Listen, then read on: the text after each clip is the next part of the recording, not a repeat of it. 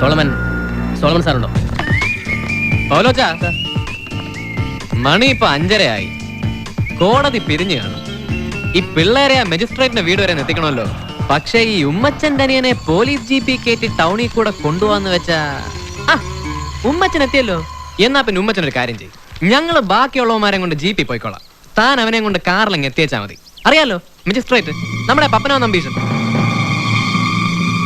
പറത്തി വിട്ടേക്കല്ലേ ഉമ്മച്ച, എന്റെ തൊപ്പി തെറിക്കുന്ന കാര്യമാണ്. സാർ ഇപ്പൊ എന്ത് പറഞ്ഞാലും ഞാൻ കേൾക്കും. അടുത്ത ഇലക്ഷൻ എന്റെ സീറ്റ് ഏതാണ്ട് ഉറപ്പായതാ.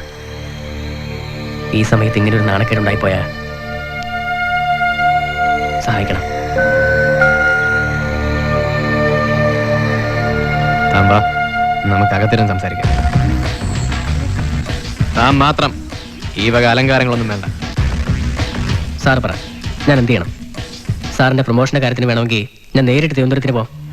പിന്നെ സ്ഥലം മാറ്റം ഉമ്മച്ചൻ വിചാരിച്ച നടക്കാത്ത കാര്യങ്ങളല്ലേ ഇതൊന്നും.